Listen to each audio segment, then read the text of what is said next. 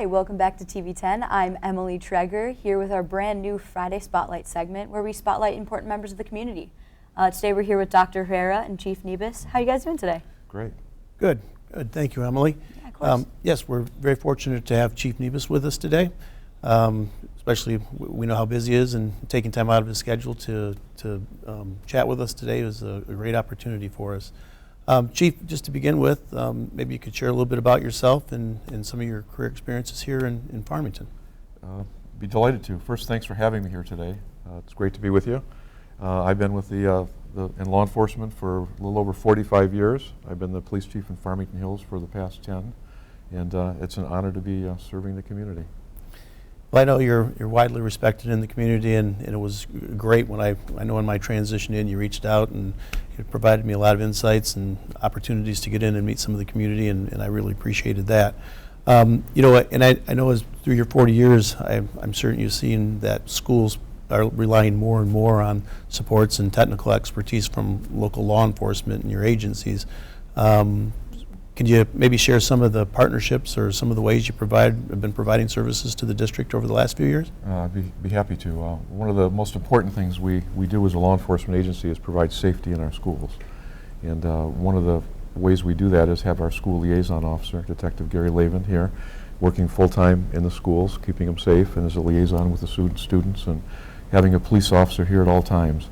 Another thing that's very important to us that we do is we practice. There's all kinds of training that goes on to respond to anything that could ever go wrong here at the school. We feel we're very prepared, and we take great pride in that. Yeah, one of the things when I often communicate to parents on this one regarding the safety of their children, because you know that's something as educators we wake up every day and think about and face, and it's just very easy to reassure that the folks we have through our emergency responders and local police agencies, your technical expertise, your capacity, and your real commitment to the community and how much you care about the community is great to see, and I think that's one of the things that helps reassure parents that their kids are going to be safe when they come to school. Other things that you as you've taking a look at schools and some of our teenagers that you guys meet from time to time, what are some things that you think are, would be of particular interest to the students right now that you could share in terms of topics or your insights? Well, some of the things that we see is students texting and driving. We do have examples every year of crashes that we sadly have in the city, adults as well, so be careful with texting and driving. And social media is a big pitfall. Always be cautious about who you're communicating with, and not taking chances of meeting strangers. And remember the long run, that time passes quickly, you learn, and that one day in the job market world you're looking for jobs and different things, and social media things can haunt you. Even people looking to go into law enforcement, we use social media as a tool, and always look at a person's social media background. You have to be careful what you say, and you can't even joke. You might think something is a joke and say something inappropriate, and there's actually criminal charges that could be imposed for making jokes about guns or bombs or hurting students, and even threatening other students is against the law. True, and unfortunately, sometimes just one moment of a poor decision, and you end up with a lot of issues that you're facing, over the next month and possibly throughout your life. Emily, how do students, is it always on your mind as a student when you post on social media or you get involved on social media that there could be something that's going to come back to haunt you? I remember back in 8th grade, we were doing mock interviews, and that was one of our big things, is talking about how having that, maybe private mark checked on your account to be able to control who can see what you're posting and to control what you're saying on social media, because you're right, employers do look at that.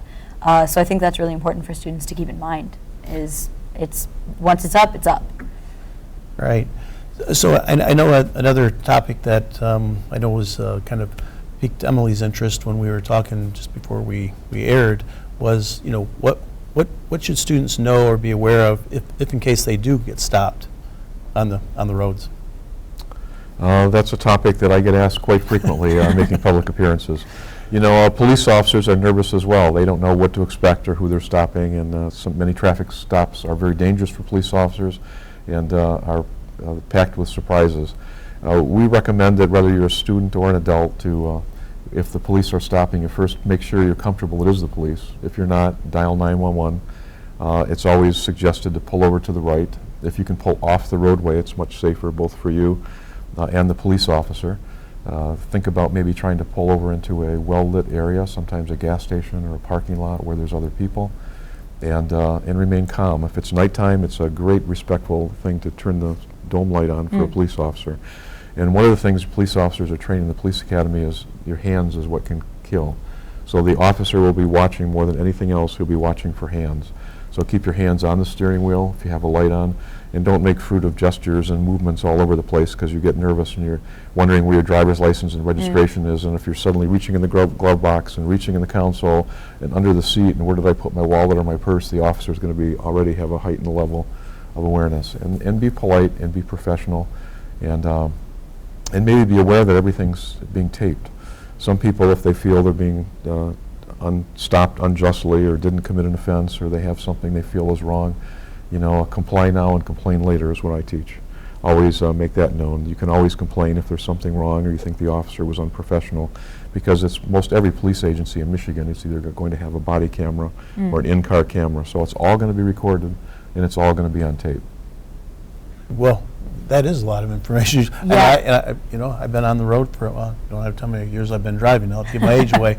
But that's, I haven't really considered all that as in terms of a stop and from the police officer's perspective. So I think that's great information for certainly adults and students to consider now. Yeah, I think my first instinct is when being pulled over is to, I need to get my license and registration. So knowing that to keep your hands on the wheel and let the officer take the lead is a really good thing to know. Good. Well, I want to thank you for taking your time to come in. I'm sure we could have probably extended this time for hours and chatted with you and your insights and how other topics are impacting our students today. But maybe we can have you back again before the end of this school year, and we can continue this conversation. But I really want to thank you for taking the time to come in today. I'd be happy to. Welcome to Farmington. Okay, thank you. Thank you so much for coming in, Chief. Thank you. My pleasure. All right, this has been Emily Traeger from TV 10. We'll see you guys next week.